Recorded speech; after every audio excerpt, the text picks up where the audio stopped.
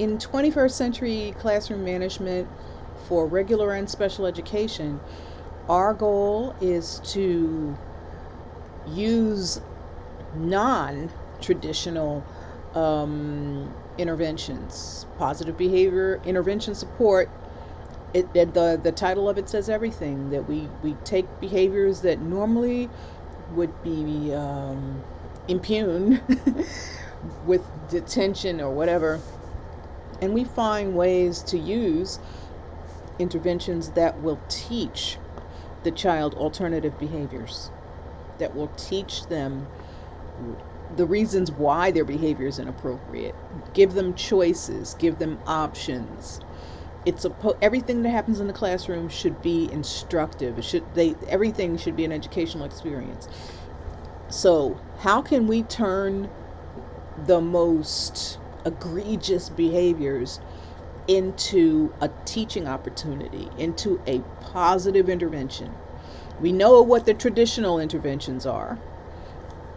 How can we introduce alternatives that bear no resemblance to the old ways of doing things, but are therapeutic, okay, and rehabilitative for students who are in the habit of doing things in a negative way? Assessment number 1 lends itself to that. I've created a chart that you can use. Of course, you can expand upon it as needed. But what I need you to do for assessment number 1, 100 points, I've posted some sample situations, classroom situations.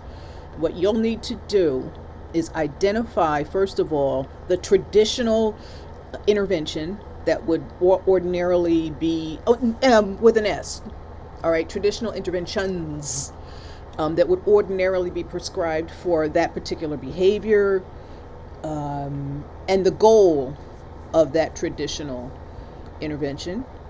And then in the third column, use your text to propose something different. This book is replete with examples of ways that we can use positive intervention support to address everyday classroom challenges. And most of them are not things that we were traditionally taught.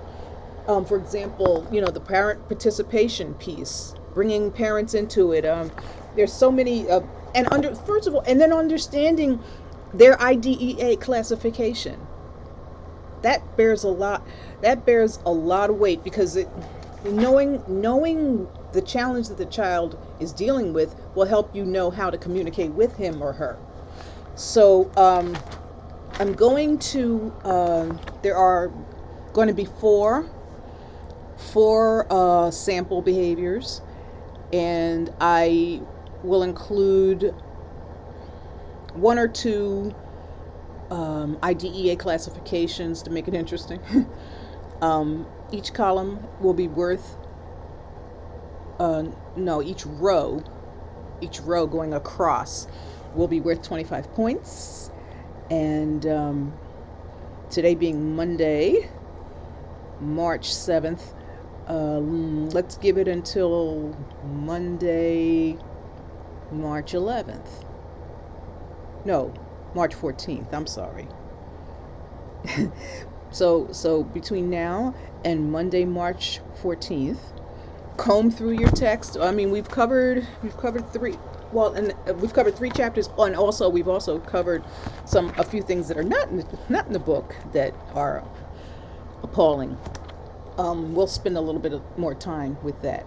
Also, there is a discussion board topic that I posted last week that perhaps you didn't see, or you didn't see the announcement. Fair enough. Let's get to it, because I'd like to know your opinion. All right? I will write down these instructions and make sure they're available in course content. Feel free to email me if you have any questions.